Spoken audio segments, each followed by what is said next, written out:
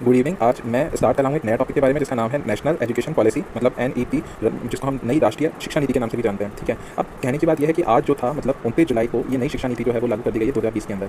ठीक है, 2020 के अंदर इसको लागू कर दिया गया है, ऐसे कह रहे हैं। ठीक है, अब देखते हैं भाई आगे क्या होता है। देखो मंत्रिमंडल ने मंजूरी दी है, देखो लागू नहीं किया गया। आप लोग यहाँ पर ध्यान रखना, इसको लागू नहीं किया गया। ठीक है, लागू नहीं किया गया है। ठीक है, मानव संसाधन विकास मंत्री रमेश पोखरियाल और IB मंत्री प्रकाश जावड़ेकर शाम 4 बजे मीडिया को जानकारी दी थी। कब दी थी? 29 जुलाई 2020 को इसकी जानकारी दी थी। ठीक है, आप लोगों को दो चार चीज़ें और बता देता हूँ कि भाई इसको लागू नहीं किया गया है। अभी केवल जो होता है वो एक ड्राफ्ट तैयार किया गया है। क्या तैयार किया गया? एक ड्राफ्ट तैयार किया गया और वो ड्राफ्ट को मीडिया के सामने रखा गया है कि भाई हाँ इसको मंजूरी दी गई है, मतलब इसको हमारी जो कार्यकारी जो कैबिनेट मंत्रालय है उसने इसको मंजूरी दे दी है। जानते हैं आगे की बातें। देखो प्रबंधन जो मंत्रालय है, प्रबंधन मंत्रालय मतलब कौन सा होगा? हमारा MHRD मंत्रालय जो होगा, जो शिक्षा से रिलेटेड है ना। अब प्रबंधन मंत्रालय का नाम बदलकर अब शिक्षा मंत्रालय रख दिया गया है। ठीक है, MHRD को अब हम लोग एजुकेशन मिनिस्ट्री के नाम से जानेंगे। जो पहले भी मिनिस्ट्री थी वो एजुकेशन मिनिस्ट्री थी, बीच में इसका नाम बदलकर MHRD रख दिया गया था। अच्छा, MHRD कब रखा गया था? 1985 के अंतर्गत रखा गया था। कब रखा गया था? 1985, क्योंकि 1985 वाला जो साल रहा था वो MHRD का स्थापना दिवस था। ठीक है, अब इसका नाम वापस से बदलकर क्या रखा गया है? Education minister. देखिए ऐसी बातें आप लोगों को बता रहा हूँ जो आपको कहीं न्यूज़पेपर में इनमें पढ़ने को नहीं मिलेगी। ठीक है, ये सारी एजुकेशन बेस है, ये सारी किताबों के अंदर लिखी हुई है, जिसको मैंने छाट कर आप लोगों के लिए अलग मतलब PPT तैयार करा है। तो ये MHRD जो थी वो 1985 के अंदर एस्टैब्लिश करी गई थी। मैं आप लोगों को इसकी डिटेल लास्ट वाली PPT में बताऊंगा, उससे पहले आप लोगों को यहीं पे क्लियर कर देता हूँ। देखो 26 सितंबर की बात थी, 26 सितंबर को हमने लगभग 1985 के अंतर्गत क्या करा था? ये पढ़ा है कि MHRD की स्थापना की गई थी। ठीक है, तो आप लोग डेट ध्यान रखना, 26 सितंबर 1985 के अंदर MHRD की स्थापना की गई थी। ठीक है, अब वापस इसकी स्थापना, तो इससे पहले इसका जो नाम चलता था 1957 के बाद में जो सरकार डेवलप हुई थी उसके बाद में इसका नाम चल रहा था वो शिक्षा मंत्रालय चल रहा था, वापस इसका नाम शिक्षा मंत्रालय रखा गया। ठीक है, अब आगे बात करते हैं आगे क्या चीज़ है। देखिए अब नई शिक्षा नीति के अनुसार अब HRD मंत्रालय को शिक्षा मंत्रालय कहा जाएगा। ठीक है, यह नई शिक्षा नीति देश में स्कूल और उच्च शिक्षा में परिवर्तनकारी सुधारों का मार्ग प्रशस्त करेगी। कैसे करेगी आगे वाले में देखते हैं। देखो अब इसमें देखते हैं तो हमें पता लगता है कि नई शिक्षा नीति के अनुसार HRD मंत्रालय शिक्षा मंत्रालय के नाम से कहा जाएगा। तो आपको ध्यान रखना, इस नई शिक्षा नीति के अनुसार ये बताया गया है। यह शिक्षा नीति देश में स्कूल और उच्च शिक्षा का परिवर्तनकारी जो मार्ग सुधार प्रशस्त करेगी। ठीक है, नई नीति का उद्देश्य क्या होगा? 2030 तक स्कूली शिक्षा में 100% GER के साथ पूर्व विद्यालय से माध्यमिक स्तर तक शिक्षा के सार्वभौमिकरण का लक्ष्य रखा गया है। अब आप लोगों को ये लाइन समझ में नहीं आई होगी, कोई बात नहीं, मैं आप लोगों को समझा दूंगा। देखना क्या बताया गया है कि उच्च शिक्षा और जो स्कूल की शिक्षा है उसमें परिवर्तनकारी सुधार तो लाएगा ही, लेकिन उद्देश्य क्या है? अपना उद्देश्य ये रखा गया है कि 2030 तक स्कूली शिक्षा में 100% GER। अब आप लोग सोचेंगे कि GER क्या है ना? GER जो होगा वो क्या होगा? तो सुनना, GER का मतलब होता है G स्टैंड फॉर ग्रॉस। क्या होगा? G जो होगा वो हमारे किसके लिए आएगा? ग्रॉस के लिए आएगा। ठीक है, E जो आएगा वो क्या हो जाएगा? एनरोलमेंट। क्या आ जाएगा? एनरोलमेंट के लिए आ जाएगा। ठीक है, ये G आ जाएगा ग्रॉस के लिए, E आ जाएगा एनरोलमेंट के लिए, और R जो आएगा वो रेशो के लिए आएगा। तो पूरी फुल फॉर्म क्या हो जाएगी? Gross enrolment ratio. मतलब जो सकल भर्ती का जो अनुपात है स्कूलों के अंतर्गत वो विद्यार्थियों का रहेगा 100%, ताकि सारे के सारे बच्चे जो हो सके उनको माध्यमिक स्तर तक मतलब शिक्षा जो होती है वो प्राप्त कर सकें। वो अभी तक होता था प्राथमिक विद्यालय जो थे वो सरकार प्राथमिक शिक्षा देना जो था वो स्वीकार्य था कि प्राथमिक तक तो उसको शिक्षा दी जानी अनिवार्य रखी गई थी। हमारी पुरानी शिक्षा नीति जो मानती थी, बीच में जो संशोधन भी हुए हैं वो बाद में बात करूंगा मैं इसके बारे में। लेकिन नई शिक्षा नीति का उद्देश्य क्या है? 100% GER मतलब ग्रॉस एनरोलमेंट रेशो रखा जाएगा सभी विद्यालयों के लिए। ठीक है, न्यू जो हमारी नेशनल पॉलिसी रहेगी एजुकेशन पॉलिसी वो 2020 में स्कूली बच्चों में से 2 करोड़ को मुख्य धारा में वापस लाना है। अब मुख्य धारा क्या है? मुख्य धारा ये होती है कि सभी को सबका साथ सबका विकास, मतलब क्या होगा? सभी को शिक्षा प्राप्त हो सके, ये मुख्य धारा है हमारी। मुख्य धारा जो थी वो RTE के अंदर, RTE जो 2009 है हमारी, उस 2009 RTE मतलब राइट टू एजुकेशन पॉलिसी के अंतर्गत इसको मुख्य धाराओं के अंतर्गत क्या रखा गया है कि सभी को शिक्षा का अधिकार मिल सके। अब 12 साल की जो स्कूली शिक्षा और 3 साल की आंगनवाड़ी। देखिए 12 साल की स्कूली शिक्षा के बारे में क्या बात कर रहा है? देखो पहली से लेकर 12वीं कक्षा तक की बात कर रहा है। देखो एक विद्यार्थी जो होता है, जैसे मैं बात करूँ 0 साल मतलब उसके जो बाल्यावस्था मतलब जो उसका शिशु अवस्था का जो काल रहता है वो रहता है। तो देखो मान लो 1 साल का बालक जो होता है वो 3 साल तक, 3 साल का बालक जो रहता है वो 6 साल तक। ठीक है, अब क्या होता है? 1 से 3 साल तक का बालक जो होता है उसको पारिवारिक शिक्षा जो होती है वो परिवार के द्वारा दी जाएगी। ठीक है, ये उसकी जो होगी वो अनौपचारिक शिक्षा होगी, जिसके अंतर्गत वो विद्यालय में जाता है, घर पे माता पिता इनके साथ रहकर वो क्या करता है? ज्ञान प्राप्त करता है। अब 3 से 6 वर्ष की जो उम्र होती है इस बीच में बच्चों को प्रारंभिक शिक्षा मतलब प्रारंभिक मतलब इसको हम कहते हैं पूर्व प्रारंभिक। क्या कहते हैं? पूर्व प्रारंभिक। क्या कहेंगे हम लोग? पूर्व प्रारंभिक शिक्षा प्राप्त करता है। कहाँ पे प्राप्त करता है? आंगनवाड़ी केंद्रों में, आंगनवाड़ी बहनियों के द्वारा, है ना। आंगनवाड़ी में उनको बैठना उठना खाना पीना और इनका जो तरीका होता है वो सिखाया जाता है। ठीक है, तो ये बैठना उठना खाना पीना जो होगा उसको आंगनवाड़ी केंद्रों में सिखाया जाता है। कौन संचालित करता है आंगनवाड़ी के बारे में? तो आंगनवाड़ी का संचालन जो होता है वो सारी जो राजस्थान मतलब जैसे राज्य सरकार होती है ना उनको करने का प्रावधान होता है, सारा का सारा उनका लेकर जो भी होता है। ठीक है, अब 6 वर्ष का बालक जो होता है, मतलब मान लो 6 वर्ष का बालक है, 6 वर्ष का बालक जो होता है वो पहली कक्षा में एडमिशन लेता है। 6 वर्ष का बालक जो हो रहा है वो किसमें करता है? फर्स्ट ईयर, मतलब फर्स्ट ईयर जो होगा उसका वो कौन सा होगा? पहली कक्षा का होगा। ठीक है, तो ये पहली कक्षा के अंदर एडमिशन लेता है। तो 6 साल से लेकर जितने भी साल का होगा वो 12वीं कक्षा तक क्या करेगा? मतलब 1 से लेकर 12 साल तक वो क्या करेगा? स्कूली ज्ञान प्राप्त करेगा। और 3 से लेकर 6 वर्ष की उम्र में वो पूर्व प्रारंभिक मतलब आंगनवाड़ी का जो भी उसमें उसको शिक्षा दी जाएगी वो ग्रहण करेगा। ठीक है, उसके बाद में देखो इनके बीच में भी मैं आप लोगों को थोड़ी बहुत और बताता हूँ, नॉलेज की बात है। देखो क्या होगा जनरली जैसे हमने बात करी कि पहले देखो 3 वर्ष से लेकर उसका 6 वर्ष तक तो आंगनवाड़ी केंद्रों के अंदर वो क्या ज्ञान प्राप्त करेगा? 6 वर्ष से लेकर देखो 6, 7 और 8 3 वर्ष तक वो क्या करेगा? 6, 7, 8, 9, 10 है ना। 6, 7, 8, 9, 10 मतलब इसका क्या साल हो गया? मतलब पहली से लेकर अगर वो मान लो पहली कक्षा में आया तो पहली से लेकर 5वीं कक्षा तक वो प्राथमिक ज्ञान प्राप्त करता है। ठीक है, 6वीं से लेकर 8वीं तक वो उच्च प्राथमिक ज्ञान प्राप्त करता है, और 9वीं से लेकर वो 12वीं तक कौन सा ज्ञान प्राप्त करता है? 9वीं से लेकर 12वीं तक वो उच्च माध्यमिक ज्ञान प्राप्त करता है। इसको भी 2 भागों में कैटेगराइज करा गया है, 9वीं 10वीं और 11वीं 12वीं। इसमें 9वीं 10वीं और 11वीं 12वीं में मतलब 9वीं 10वीं जो होगा वो माध्यमिक स्तर कहलाएगा और 12वीं 11वीं जो होगा वो उसका उच्च माध्यमिक स्तर कहलाएगा। तो 3 से 6 तक आंगनवाड़ी केंद्र, 1 से 5वीं तक का जो होगा वो प्राथमिक विद्यालय, 6वीं से 8वीं तक का होगा वो उच्च मतलब उच्च प्राथमिक विद्यालय, 9वीं से 12वीं को 2 भागों में कैटेगराइज करा। 9, 10 जो होगा वो माध्यमिक और 11वीं 12वीं जो होगा वो क्या होगा? हमारा उच्च माध्यमिक विद्यालय की श्रेणी में आता है। ठीक है, इसमें आंगनवाड़ी के साथ साथ देखो इसमें प्री स्कूलिंग का मतलब क्या हो गया? पूर्व प्रारंभिक विद्यालय, है ना। साथ में एक 5, 3, 3, 4 स्कूली पाठ्यक्रम शुरू किया जाएगा। बता दूं 5 क्या होता है? 5 का मतलब क्या हो गया? 1 से 5वीं कक्षा तक, फिर 6ठी 7वीं 8वीं मतलब 3, फिर 9वीं 10वीं जैसे बात करें ना यहाँ तक तो कितना हो गया? 8वीं, फिर 9वीं 10वीं और 11वीं, है ना। 9वीं 10वीं 11वीं 12वीं के अंदर यहाँ रेशो बन जाएगा और चौथा जो हो जाएगा वो हमारा क्या हो जाएगा? जो स्कूली पाठ्यक्रम का जो बैठता है ना रेशो वो निकल जाता है। ठीक है, आगे बात करते हैं। देखो 2014 के आम चुनाव में भारतीय जनता पार्टी मतलब BJP की जो घोषणा पत्र में नई शिक्षा नीति 2020 को लागू करने का वादा किया गया था, उसी को लेकर सरकार ये कदम उठा रही थी और बहुत मतलब 2015 के अंदर इसकी कवायद शुरू हो गई थी, लेकिन आज जाकर जो हुआ इसका मंजूरी जो थी वो हमारे कैबिनेट मंत्रालय ने दे दी है। ठीक है, बात करते हैं 29 जुलाई को MHRD मंत्री रमेश पोखरियाल ने नई शिक्षा नीति 2020 का ड्राफ्ट पेश किया है ना। इसको लागू नहीं किया गया है और इसके संबंध में कोई तिथि भी निर्धारित नहीं की गई है। तो आप लोगों को मोस्ट इंपॉर्टेंट फैक्टर यही देखना है कि लागू नहीं की गई है। तो अब तक आप लोगों को इसके बारे में टेंशन लेने की जरूरत नहीं कि भाई हमारे जो प्रतियोगी परीक्षाएं होगी इनके बारे में जो होगा वो क्या निर्धारित करेंगे, आगे सरकार कुछ नहीं पता, अभी उनको ही नहीं पता अभी लागू करना कब है क्या नहीं करना, तो अभी बहुत ज़्यादा समय लगेगा। ठीक है, हो सकता है 1 साल भी लगे, हो सकता है हमारी सरकार जो बहुत एक्टिव है 6 महीने में 3 महीने में भी इसको पेश कर सकती है। अब आगे देखते हैं रमेश पोखरियाल के बारे में देखते हैं। MHRD मिनिस्टर हैं, आप लोगों को सबको पता होगा MHRD मिनिस्टर सब यही है। अच्छा, ड्राफ्ट तैयार करने का मतलब होता है, ड्राफ्ट का मतलब होता है प्रारूप। क्या मतलब होता है प्रारूप? अरे इन्होंने प्रारूप तैयार करा है, इसका प्रारूप पेश किया है, ये लागू नहीं करिए। आप लोगों को ये नहीं बता पूछा जाएगा कि इसके प्रारूप में क्या होगा। प्रारूप मतलब एक खाका तैयार करा है, प्रोजेक्ट तैयार करके उन्होंने रिपोर्ट आप लोगों को मंजूर करके साइन करके बताया कि हमारी जो समिति ने ये जो डिसाइड करा है वो ये है, इसके अंदर हम लोग ये काम करेंगे, ये ड्राफ्ट है और मीडिया को बता दिया। ठीक है, इसके बारे में तो आगे की जो रणनीतियाँ होगी या आगे की जो भी इसके अंदर लिखा गया है वो सारी पेश कर दी गई। अब सरकार जो आगे जाके इसमें कुछ भी संशोधन होगा वो कर सकती है, या इस तरह से प्रोजेक्ट तैयार करा है, कोई भी आपत्तियाँ जो होती है वो ले सकती है, तो अभी लागू नहीं करा गया। देखो अब मैं आप लोगों को बताता हूँ ड्राफ्टिंग के बारे में। देखो ड्राफ्टिंग विशेषज्ञों ने पूर्व कैबिनेट जो सचिव रहे थे सुब्रमण्यम, जिसका नाम था TS सुब्रमण्यम की अध्यक्षता वाले पैनल और MHRD जो मंत्रालय द्वारा गठित पैनल की रिपोर्ट को भी ध्यान में रखा। जब इसकी अध्यक्षता केंद्रीय मंत्री जो स्मृति ईरानी कर रही थी, केंद्रीय मंत्रिमंडल द्वारा बुधवार को मंजूरी दी गई। बुधवार मतलब 29 के आसपास। ठीक है, नई शिक्षा नीति जो मतलब कवायद चल रही थी उसी के बारे में बता रहा है ना। अपने कई बड़े बदलाव किए गए हैं वो देखने को मिल रहे हैं हमें, जिसमें से शीर्ष जो है वो ये है कि विदेशी विश्वविद्यालयों को भारत में कैंपस स्थापित करने की मंजूरी मिलेगी। ठीक है, विदेशी कैंपस जो होते हैं बहुत बड़े बड़े जो कैंपस होंगे वो हमारे भारत में लग सकते हैं और उनसे क्या होगा, हमें बहुत उच्च स्तर की जो होगी वो पढ़ाई करने को मिल सकती है, हमारे बच्चों को मिल सकती है, आगे की जो जनरेशन होती है वो पढ़ सकते हैं। ठीक है, छात्रों को जो व्यावसायिक शिक्षा प्रदान की जाएगी जिसमें कौशल, आप लोगों को स्किल डेवलपमेंट के बारे में पता होगा, जो भी सरकार का एक नया प्रोजेक्ट था तो वो उसके अंदर हम लोगों को बहुत सहायता मिलेगी। ठीक है, इस दिशा में बड़ा कदम शामिल किया। ठीक है, इस नीति का जो लक्ष्य है भारत को वैश्विक ज्ञान महाशक्ति बनाना है, बिल्कुल अच्छी बात है। 2040 तक सभी उच्च शिक्षा संस्थान मतलब HE हायर एजुकेशन जो इंस्टीट्यूशन है का उद्देश्य बहुविशिष्ट संस्थान बनाना होगा, जिसमें प्रत्येक का लक्ष्य 3000 या अधिक छात्र होंगे। बहुत अच्छी शिक्षा नीति जो होगी वो ये लेकर आए हैं और इसमें बहुत सारे सुधार भी होंगे हमारी शिक्षा से रिलेटेड। उच्च शिक्षा में देखो क्या बदलाव होगा, हायर एजुकेशन की बात करते हैं। उच्च शिक्षा में मल्टीपल एंट्री और एग्जिट का विकल्प होगा। मल्टीपल एंट्री मतलब कोर्स, मतलब आप ड्रॉप करना चाहते हो कोर्स से रिलेटेड, बहुत सारे इसमें एग्जिट पॉइंट भी दिए हैं। मतलब किसी को अगर वो कोर्स चेंज करना हो, किसी समझ में नहीं आ रही है, अगर वो कोर्स चेंज करना चाहते हो तो इसकी बहुत सारी छूट दी गई है। 5 साल का कोर्स वाले MPhil में छूट दे दी गई है, बहुत अच्छी बात है। सबसे अच्छी बात है MA के बाद आप लोग MPhil करने की जरूरत नहीं, सीधे PhD कर सकते हैं। कॉलेजों के एक्रेडिटेशन के आधार पर ऑटोनॉमी दी गई है। मेंटरिंग के लिए राष्ट्रीय मिशन दिया गया है। ठीक है, हायर एजुकेशन के लिए एक ही रेगुलेटर दिया गया, बहुत अच्छी बात कही है। पहले बहुत ज़्यादा होते थे, फेस करना पड़ता था लोगों को। लीगल एंड मेडिकल एजुकेशन शामिल नहीं करा गया इसके अंदर, लीगल एंड मेडिकल एजुकेशन जो था वो शामिल नहीं किया गया। सरकारी और प्राइवेट शिक्षा का मानक समान होगा, मतलब दोनों को समान मान्यता दी गई है। नेशनल रिसर्च फाउंडेशन मतलब क्या होगा, NRF की होगी स्थापना, NRF की स्थापना करेगा ये। इसके बारे में जो छोटे-छोटे हेडिंग से टॉपिक मिल रहे हैं इसकी मैं बाद में आप लोगों को डिस्कस करूंगा। देखिए इससे वीडियो बहुत लंबी हो जाएगी तो समझ में नहीं आएगा। शिक्षा में तकनीक को बढ़ावा दिया जाएगा, स्किल डेवलपमेंट किया जाएगा, दिव्यांगजनों के लिए शिक्षा में बदलाव किया जाएगा, बहुत अच्छी बात है। और 8 क्षेत्रीय भाषाओं में ई-कोर्स स्टार्ट होगा। ई लर्निंग का मतलब होगा ऑनलाइन क्लासेस से रिलेटेड है। आगे बात करते हैं। अब देखो उच्च शिक्षा की मैंने बात की, प्रतियोगी परीक्षाएं की ज़्यादातर युवा प्रतियोगी परीक्षाओं को लेकर परेशान है। बात करते हैं, देखो NTA द्वारा जो था वो उच्च शिक्षा संस्थानों में एडमिशन के लिए कॉमन एंट्रेंस एग्जाम होगा। अब कुछ के लिए है, कुछ के लिए नहीं है, तो अभी ये लागू नहीं है। ठीक है, अब बात करते हैं स्कूली शिक्षा में ये बदलाव क्या होगा। स्कूली शिक्षा में देखो क्या होगा, 3 से 6 साल के बच्चों के लिए अभी जो child care and education centre मतलब आंगनवाड़ी केंद्रों की बात करें। NCERT द्वारा फाउंडेशन लिटरेसी एंड न्यूमरेसी पर नेशनल मिशन शुरू किया जाएगा। ठीक है, 9वीं से 12वीं की पढ़ाई के लिए रूपरेखा जो होगी वो क्या होगी, 5-3-3-4 के आधार पर होगी। ठीक है, आगे बात करते हैं बच्चों के लिए नई कौशल मतलब कोडिंग कोर्स शुरू होंगे। ठीक है, एक्स्ट्रा करिकुलर एक्टिविटीज जो होगा वो स्टार्ट होगा, जैसे मेन करिकुलम में शामिल किया जाएगा, मतलब उसके वातावरण के अंदर शामिल किया जाएगा, जो भी उसका वैधानिक वातावरण जो रहता है उसमें वोकेशनल पर जोर दिया जाएगा कि बच्चा जो होता है जनरली वोकेशनल पढ़ाई जो होता है नहीं कर पाता है, उस पर जोर दिया जाएगा कि आगे जाकर उसको बहुत सामना करना पड़ता है। ठीक है, कक्षा 6 से शुरू होगी पढ़ाई, बहुत अच्छी बात है। नई नेशनल करिकुलम फ्रेमवर्क तैयार किया जाएगा, मतलब NCF के बारे में बात कर रहे हैं। ठीक है, NCF 2005 के अंदर पहले स्टार्ट हुआ था, अब इसके बारे में क्या कर रहा है बहुत सारे इसको पाठ्यचर्या जो एक फ्रेमवर्क मतलब ये पाठ्यचर्या से रिलेटेड होते हैं। पाठ्यचर्या में कार्यांश हो गया, कक्षाएं हो गई, छात्र अनुपात हो गया, ये सारे डिसाइड करे जाते हैं। ठीक है, अब रिपोर्ट कार्ड में लाइफ स्किल शामिल करेंगे, मतलब उसको जैसे CBSE और ये सारे जो रूल हैं NCF के वो अपना रखें। आपने देखा होगा कि फॉर्मेटिव टेस्ट हो गया, सबमेटिव टेस्ट हो गए, है ना, तो ये किस आधार पर होंगे, उसके स्किल के आधार पर होते हैं। साल 2030 तक हर बच्चे के लिए शिक्षा सुनिश्चित करी जाएगी। नेक्स्ट बात करते हैं। अब देखो यहाँ तक की तो बात होगी, लेकिन अब लोग हम बात करते हैं कि शिक्षा की बात करिए, अब शिक्षा से रिलेट कैसे करना है, ध्यान से सुनना। मोस्ट इंपॉर्टेंट यहाँ पे लाइन आई है कि भारत संविधान के चौथे भाग में, भारत का जो संविधान है उसके चौथे भाग में ध्यान रखना, भाग चौथे में उल्लेखित है नीति निर्देशक तत्व।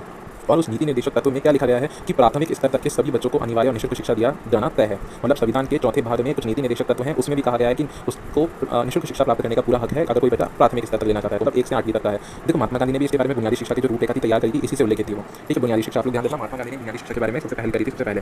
ठीक है, 1948 में डॉक्टर सर्वपल्ली राधाकृष्णन की अध्यक्षता में विश्वविद्यालय शिक्षा आयोग का गठन किया गया। विश्वविद्यालय शिक्षा आयोग या अनुदान आयोग आप लोग जो UGC के बारे में जानते होंगे वो एक अलग चीज हो गई। ठीक है, विश्वविद्यालय मतलब ये स्कूली शिक्षा से अलग चीज हो गई। तो शिक्षा आयोग का गठन किया गया, मतलब उच्च शिक्षा के लिए किया गया और शिक्षा प्रणाली को व्यवस्थित करने का काम शुरू किया गया, मतलब व्यवस्थित करना है शिक्षा प्रणाली को। देखो कब से ये लंबी थोड़ी बात चल रही है, अब जाकर इसके ऊपर एक मुद्दा उठाया गया है जो पहले एक छोटी सी कहीं दब कर रह गई थी बात। 1952 की बात करते हैं। 1952 में लक्ष्मण स्वामी मुदलियार की है ना, अभी मुदलियार आयोग आप लोगों को सुना होगा। मुदलियार आयोग क्या होता है, तो वही है भैया माध्यमिक शिक्षा आयोग की स्थापना करने से रिलेटेड है। मुदलियार की अध्यक्षता में गठित माध्यमिक शिक्षा आयोग तथा 1964 में दौलत सिंह कोठारी की अध्यक्षता में गठित शिक्षा आयोग की अनुशंसा के आधार पर 1968 में शिक्षा नीति पर एक प्रस्ताव प्रकाशित किया। प्रस्ताव मतलब हम लोग नई शिक्षा नीति बनाएंगे करके भविष्य में कभी, इसके लिए कमेटी बनाई गई, अध्यक्ष ढूंढे गए, कमेटी मतलब समिति बनाई गई, अध्यक्ष ढूंढे गए, संपादक ढूंढे गए, उन चीज़ों को देखने के लिए छोटे छोटे से मतलब खाके तैयार करने लगे, ऐसा बनाएंगे, इसी से रिलेटेड है। इन 2 समितियों का बहुत योगदान रहा है ना ये आयोग का। अब बात करते हैं जिसमें जो राष्ट्रीय विकास के जो प्रति वचनबद्ध चरित्रवान और कार्यकुशल युवक युवतियों को तैयार करने का लक्ष्य रखा गया। ठीक है, मई 1986 में नई राष्ट्रीय शिक्षा नीति लागू की गई, बिल्कुल लागू की गई, जो अब तक चल रही है, जो हम लोग तैयारी करते हैं ना, जैसे आप लोगों को पता होगा 1 से 5वीं तक, फिर 8वीं से, तो जो भी अभी चल रहा है वो मतलब हायर सेकेंडरी एजुकेशन इनसे रिलेटेड जो अभी तक हम पढ़ रहे थे वो 1986 के अंदर लागू की गई थी, ध्यान रखना लागू की गई थी।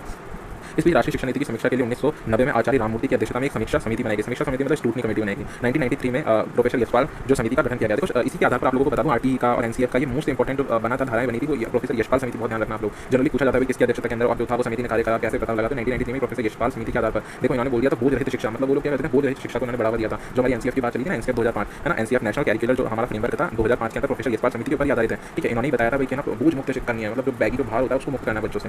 ठीक है, अब बात करना बच्चों को मुक्त करना है उससे। ठीक है, आगे बात करते हैं विश्वनाथ प्रताप सिंह के प्रधानमंत्री वाले भारत सरकार में जो हमारे नई के अंदर प्रस्ताव द्वारा नई जो 1990 की बात कर रहे हैं, ये राष्ट्रीय शिक्षा नीति और उसमें परिवर्तन परिस्थितियों के विषय में पुनरीक्षण करने के लिए, मतलब पुनरीक्षण का मतलब जो तत्कालीन 1986 की तत्कालीन जो शिक्षा नीति चल रही थी उसमें भी कुछ संशोधन करना चाह रहे थे लोग बात, तो उसमें इसके ऊपर एक पक्ष उठाया गया। इसके अध्यक्ष के प्रति गांधीवादी विचारक, मतलब गांधीवादी विचारक का मतलब होता है बुनियादी शिक्षा के विचारक, समाजशास्त्री जो आचार्य राममूर्ति थे। यह पहला कमीशन था जिसने लंबा समय नहीं मिला और 1.5 साल के भीतर अपनी रिपोर्ट तत्कालीन प्रधानमंत्री चंद्रशेखर को सौंप दी। ठीक है, राममूर्ति आयोग ने शिक्षा में बुनियादी सुधार की सिफारिश की। बुनियादी सुधार का मतलब बुनियादी शिक्षा सुधार करना चाहते थे इसके अंदर भी 1986 में भी। कौन ने पहल करी इसमें सुधार करने की? सबसे पहले राममूर्ति आयोग ने। किस पर आधारित था राममूर्ति आयोग? बुनियादी शिक्षा पे, बुनियादी सुधार पे। बुनियादी सुधार जो था वो कौन सा विचार था? गांधीवादी विचार था। ठीक है, और किसके मतलब प्रधानमंत्री नेतृत्व वाले में भी मुद्दा उठाया गया था, विश्व प्रताप सिंह वाले मुद्दे उठाया गया था उनकी सरकार में। तब इनको 1.5 साल के भीतर कौन सी सरकार के भीतर ये जो था वो रिपोर्ट पेश करी गई थी प्रधानमंत्री चंद्रशेखर के नेतृत्व में। चलो आगे बात करते हैं। राममूर्ति समिति जो थी उसने क्या क्या विचार दिए? देखो, शिक्षा के उद्देश्य बताएं, सामान्य स्कूल प्रणाली बताई, व्यक्तियों का कार्य हेतु सशक्तिकरण बताया, परीक्षा में सुधार, मातृभाषा को स्थान, स्त्रियों की शिक्षा, धार्मिक अंतरों को कम करना आदि, भारत की शिक्षा व्यवस्था में सुधार करना था, स्कूल और विश्व कार्यस्थलों में संबंध स्थापित करना था। ठीक है, इंपॉर्टेंट बातें जो थी वो शिक्षा में जोड़ी जानी थी। अब बात करते हैं शिक्षा संस्कृति उत्थान न्यास। देखो, शिक्षा जो संस्कृति उत्थान न्यास जो था वो शिक्षा और संस्कृति के क्षेत्र में कार्य करने वाला एक प्रमुख न्यास था। इसकी स्थापना के बारे में आप लोग देख लीजिएगा। ठीक है, इसके जो स्थापक थे वो कौन थे? दीनानाथ बत्ता। ठीक है, इसके बारे में आप लोग ध्यान रखना। देखो, ये चीज़ जो थी मैं आपको शिक्षा से रिलेट करके बता रहा हूँ, शिक्षा नीति के जो हिस्ट्री रही थी, कैसे रही थी, कौन कौन समितियां गठन हुए, कैसे क्या करा प्रोसेस, इसके बाद आपको बताते जा रहा हूँ। ठीक है, अब दीनानाथ बत्ता जो थे इसके थे, अच्छा कौन थे? राष्ट्रीय स्वयंसेवक संघ मतलब आरएसएस के पूर्व प्रचारक थे, विद्या भारती के पूर्व निदेशक थे, मतलब फॉर्मर डायरेक्टर थे। ये न्यास जो था वो अपने सहयोगी संगठन जैसे अब शिक्षा बचाओ आंदोलन समिति के निकट सहयोग से काम चला था। मतलब ये संगठन कैसे काम कर रहा था? एक संगठन बना शिक्षा बचाओ आंदोलन समिति, उसके सहयोग से ये काम कर रहा था। इस न्यास का घोषित जो लक्ष्य वर्तमान शिक्षा व्यवस्था की वैकल्पिक व्यवस्था की स्थापना करना था। वैकल्पिक का मतलब एक ऑप्शनल व्यवस्था करना चाहता था कि ये नहीं तो ये हम शिक्षा नीति में कर सुधार कर सकते हैं। जैसे ये संस्था शिक्षा के पाठ्यक्रम प्रणाली, विधि, नीति को बदलने वाली, शिक्षा के भारतीयकरण और आवश्यक मानती थी। आगे बात करते हैं। अब इसके जो सदस्य थे वो सदस्य कौन कौन रहे होंगे? दीनानाथ बत्ता के अलावा, मतलब मैं शिक्षा न्यास की बात कर रहा हूँ, शिक्षा सुधार न्यास की बात कर रहा हूँ, आप लोगों से कौन कौन सदस्य था? देखो, एनसीईआरटी के जो भूतपूर्व अध्यक्ष रहे थे वो थे जगमोहन सिंह राजपूत, वो इसके अध्यक्ष बने। ठीक है, कपिल कपूर जवाहरलाल नेहरू विश्वविद्यालय के मतलब पूर्व जो प्रोफेसर कुलपति रहे थे वो विश्वविद्यालय अनुदान आयोग यूजीसी के जो समीक्षा समिति के सदस्य भी थे, वर्तमान सदस्य भी है ना। अतुल कोठारी थे। अतुल कोठारी कौन थे? वो अखिल भारतीय विद्यार्थी परिषद के पूर्व सचिव थे और शिक्षा बचाओ आंदोलन समिति के सहसंयोजक भी थे। ठीक है, वे शिक्षा संस्कृति और उत्थान न्यास के महासचिव भी बने। तो आप लोग मोस्ट इंपॉर्टेंट क्वेश्चन यहाँ से भी निकल सकता है और बन सकता है कि जस्ट फॉर योर नॉलेज है, आप लोगों की नॉलेज को बढ़ावा देगी। कभी इंटरव्यूज के अंदर या फिर यूपीएससी जैसे बड़े एग्जाम्स के अंदर ऐसे छोटे छोटे क्वेश्चन निकल सकते हैं। ठीक है, बात करते हैं उसी चीज से रिलेटेड, हमारी शिक्षा से रिलेटेड एक और चीज आती है, सर्व शिक्षा अभियान। देखो, सर्व शिक्षा अभियान 2001 भारत सरकार का एक प्रमुख कार्यक्रम था, है ना। अब इसकी शुरुआत जो थी 2001-2002 में अटल बिहारी वाजपेयी द्वारा एक निश्चित समय अवधि के तरीके से प्राथमिक शिक्षा में सार्वभौमिकरण, जो अभी बात चल रही है सार्वभौमिकरण की, वो पहले ही चल चुकी थी, जैसा कि भारतीय संविधान के 86वें संशोधन द्वारा निर्देशित किया गया था, जिसके तहत 6 से 14 साल के बच्चों को 2001 में 205 मिलियन अनुमानित थे, लेकिन ऐसा हुआ नहीं कि मुफ्त और अनिवार्य। देखो, मुफ्त का मतलब है निःशुल्क और अनिवार्य शिक्षा दी जानी थी। ठीक है, अब इसकी आगे बात करते हैं कि प्रावधान को मौलिक अधिकार बना दिया गया। मतलब इन्होंने क्या कहा कि भाई जो मूल जो हमारे नीति निर्देशक तत्व में शामिल था कि प्राथमिक विद्यालय और उच्च प्राथमिक विद्यालय तक बच्चा क्या कर सकता है? निःशुल्क और अनिवार्य शिक्षा प्राप्त कर सकता है, ये उसके नीति निर्देशक तत्व में शामिल थे। लेकिन बाद में 84वें संशोधन के अंतर्गत क्या करा गया कि भाई सर्व शिक्षा अभियान में उसको अधिकार दिया गया कि शिक्षा का मतलब सर्वाधिक अधिकार है, ये इसका अधिकार रहेगा। ठीक है, इस कार्यक्रम का उद्देश्य 2010 तक संतुलन गुणवत्ता वाली प्राथमिक शिक्षा के सार्वभौमिकरण को प्राप्त करना था। प्राथमिक और उच्च प्राथमिक आप लोग ध्यान रखिएगा। ठीक है, अब देखो इसके अंदर थोड़ी बहुत बातें और बताता हूँ कैसे जो था ये कमेटी के बारे में हम लोग जाने और कैसे जो था वो आगे काम करा, माध्यमिक कैसे विद्यालय होते हैं आपस में काम करें, मतलब इनके बारे में और जनरल स्टडी हम लोग करते हैं कि जैसे आयोग बना, आयोग ने कैसे सिफारिश करी होगी, क्या सुधार हुएंगे क्या नहीं होंगे। देखो, भारत सरकार ने 30 सितंबर 1952 को सर्वपल्ली डॉक्टर लक्ष्मण स्वामी मुदालिया की अध्यक्षता में माध्यमिक शिक्षा आयोग की स्थापना की गई। ठीक है, उन्हीं के नाम पर मुदालिया आयोग का निर्माण हुआ। ठीक है, आयोग ने पाठ्यचर्या मतलब होता है कैरिकुलम फ्रेमवर्क में विविधता लाने और एक मध्यवर्ती स्तर जोड़ने, त्रिस्तरीय स्नातक पाठ्यक्रम शुरू करने की सिफारिश की गई, जो आप लोग कर चुके हैं, जैसे बीएससी हो गया, बीए हो गया। तो किसके आधार पर आप लोग ये कर पाए हैं? इन समिति के द्वारा जो सिफारिश की गई थी मुदालिया आयोग। तो आपको पता होना चाहिए आपने क्या करा है। मान लो इंटरव्यू के अंदर आप लोगों से छोटा मोटा क्वेश्चन ही पूछ ले तो आप लोगों की नॉलेज नहीं रहेगी इतनी, तो ये नॉलेज को बढ़ाने के लिए मैंने वीडियो बनाया। ठीक है, माध्यमिक शिक्षा आयोग की समितियां क्या थी? हाँ, संस्कृतियां क्या थी? वो थी 6 से 5 वर्ष की प्राइमरी शिक्षा होती है। ठीक है, सॉरी 4 या 5 वर्ष की देना शिक्षा देना। सेकेंडरी शिक्षा के 2 भाग होना, सेकेंडरी शिक्षा के 2 भाग हो गए। वस्तुनिष्ठ शिक्षा पद्धति में बढ़ाया जाए, मतलब प्रश्न जो वस्तुनिष्ठ पूछे जाए, संख्यात्मक अंक देने के बजाय सांकेतिक अंक दिया जाए, जैसे ग्रेड सिस्टम जो भी चल रहा है। उच्च तथा उच्च स्तर की जो माध्यमिक शिक्षाएं होती है उसके पाठ्यक्रम में एक मूल विषय मतलब कोर सब्जेक्ट रहे जो अनिवार्य रहे, जैसे गणित हो गया, सामान्य ज्ञान, कला, संगीत आदि। ठीक है, और आयोग की नियुक्ति के लिए निम्न के उद्देश्य थे। भाई क्यों उसकी नियुक्ति करी जानी थी? तो ये भारत के तत्कालीन जो माध्यमिक शिक्षा की जो स्थिति का था वो स्थिति के बारे में बता सके। ठीक है, उसके उद्देश्य के बारे में बता सके, विभिन्न प्रकार के जो माध्यमिक विद्यालयों के जो पारस्परिक संबंध होते हैं कैसे आपस में रिलेट करें उनके बारे में बता सके। ठीक है, जनरल ये पॉइंट था, इसके बारे में कोई आप लोगों को गहन इसको करना नहीं है, बस ये थोड़ा आप लोगों के लिए समेकित प्रारूप था। ठीक है, अब बात करते हैं थोड़ा बहुत इसकी हिस्ट्री से रिलेटेड क्या रहा क्या नहीं रहा। देखो, स्वतंत्रता प्राप्ति के पश्चात भारत के जो मतलब भारतीयों के हृदय में देश की शीघ्र प्रगति के लिए असीम उत्साह था कि भारत बहुत तरक्की करे और लोगों की मतलब देशों की जैसे जो था वो तरक्की कर सके, तो बहुत लोग उत्साह थे इसके लिए। तो देश के स्वतंत्रता संग्राम के नेताओं ने देश को चहुमुखी विकास के लिए बड़े बड़े जो स्वप्न सजोए थे अपने साकार करने का समय आ गया था। ठीक है, शिक्षा को प्रगति का एक माध्यम माना था ताकि इसी से जो थे वो तरक्की हो सकती थी। अगर स्वाभाविक था कि इस क्षेत्र को उच्च ध्यान दिया जाए। ठीक है, तभी तो इसको सर्वपल्ली राधाकृष्णन जी हो गए और इन्होंने इसको उच्च माध्यमिक शिक्षा से और माध्यमिक और भी बहुत सारे इसको स्तर तक ले जाने का सोचा था। ठीक है, उस हिसाब से चल रहा है। ठीक है, उच्च शिक्षा के विकास के लिए विश्वविद्यालय आयोग की संस्तुतियां आ चुकी थी। ठीक है, प्राथमिक शिक्षा के क्षेत्र में जो प्रयास करती समीक्षाएं की गई उनकी माध्यमिक शिक्षा को लेकर इसका गठन जो हुआ था और माध्यमिक शिक्षा के क्षेत्र में इस प्रकार का गठन नहीं किया था और केंद्रीय शिक्षा सलाहकार बोर्ड ने भारत सरकार के सुझाव जो दिए गए थे उसमें माध्यमिक शिक्षा के पूर्व गठन की आवश्यकता करनी थी। मतलब इतना रिलेट नहीं कर रहा है, लेकिन आप लोगों के लिए इतना ज्ञान जरूरी नहीं है, लेकिन फिर भी आप लोग क्या करें इसके बारे में थोड़ा बहुत डिटेल में पढ़ने की कोशिश करें। यूपीएससी में बहुत ज़्यादा हेल्प करेगा ये आप लोगों की। तो भारत सरकार के बोर्ड में सुझाव को स्वीकार किया गया। 23 सितंबर 1952 को मद्रास विश्वविद्यालय के जो उप कुलपति डॉक्टर लक्ष्मण स्वामी मुदालिया की अध्यक्षता में माध्यमिक शिक्षा आयोग की जो थी वो नियुक्ति के अध्यक्ष पद के ऊपर नियुक्ति की गई। ठीक है, और इस आयोग का जो था मुदालिया शिक्षा आयोग के नाम से भी जाना गया। ठीक है, तो इस प्रकार मैंने आप लोगों को जो हमारी शिक्षा नीति थी उसके बारे में आप लोगों को बता दिया। ठीक है, अब मैं आप लोगों को बताता हूँ एचआरडी के बारे में। भाई एचआरडी क्या है? तो एचआरडी की स्थापना जो थी वो 26 सितंबर को कब 26 सितंबर 1985 को इसकी स्थापना की गई थी। अच्छा, इसका उल्लेख जो है वो 174वें संशोधन के अंतर्गत बताया गया था। ठीक है, अब ये कब हुआ था? 174वां जो संविधान संशोधन था वो 1961 में हुआ था। ठीक है, एलोकेशन ऑफ बिजनेस रूल्स के नाम से एमएचआरडी की स्थापना की गई थी। ठीक है, अब उससे पहले इसको शिक्षा मंत्रालय पहले ही नाम दे दिया गया था, जो अब इसको वर्तमान में दिया जा रहा है। बीच के अंदर इसको एमएचआरडी के नाम से जाना जाता है। एमएचआरडी का फुल फॉर्म जो होता है ministry human resource and development ministers होते हैं। ठीक है, अब जो था वो इसका अब जैसे हम लोग बात करते हैं, जो एमएचआरडी थी, एमएचआरडी के भी देखो दो पार्ट होते हैं, है ना। अभी पहले इसको शिक्षा मंत्री कहा, मतलब शिक्षा मंत्रालय कहा जाता था। ठीक है, अब इसके दो पार्ट बीच के अंदर इसको कर दिए गए थे। तो जो एमएचआरडी जो था वो एमएचआरडी के दो पार्ट कौन से हो जाते हैं? पहला पार्ट होता है, पहला पार्ट बात करते हैं department of school education and literacy था, और दूसरा जो पार्ट था वो था डिपार्टमेंट ऑफ हायर एजुकेशन। अब इसको पूरे को बदल कर क्या रख दिया गया है? सभी को, मतलब दोनों पार्ट को हटाकर अब क्या रख दिया गया है? शिक्षा मंत्रालय केवल। तो आप लोगों को ये ध्यान रखना पड़ेगा।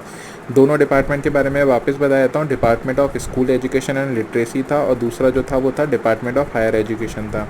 ठीक है, अब इसके बारे में ध्यान रखना। सबसे पहले जो हमारे एजुकेशन मिनिस्टर थे वो रहे थे मौलाना अब्दुल कलाम आज़ाद रहे थे। ठीक है, 1948 की बात है ये। ठीक है, उसके बाद में जो था अब हमारा सबसे जो अभी लेटेस्ट जो है वो रमेश पोखरियाल हैं। आप लोगों को पता है कि रमेश पोखरियाल जो है हमारे लेटेस्ट जो हैं वो एमएचआरडी मिनिस्टर हैं। ठीक है, शिक्षा मंत्रालय अब इसको नाम कर दिया गया है। ठीक है, तो अब आप लोगों को पता लग गया होगा भाई जो शिक्षा नीति होती है वो क्या चीज़ होती है, और इससे रिलेटेड जो यूपीएससी के अंदर जो क्वेश्चंस बन सकते हैं मैंने आप लोगों के लिए जनरली बता दिया गया है। ठीक है, अब आगे जो मैं बात करूँगा वो एनसीएफ की बात करूँगा, और अगर आप इसके बारे में और जानना चाहते हैं तो मेरे आरटीई के जो वीडियोस हैं वो यहाँ पर पहले से मैंने मौजूद कर रखे हैं। तो आप लोग हो सके तो आप लोग उस धाराओं के बारे में या उनके जो परिचय हैं उसके बारे में जाकर पढ़ सकते हैं। थैंक यू सो मच इस वीडियो को देखने के लिए।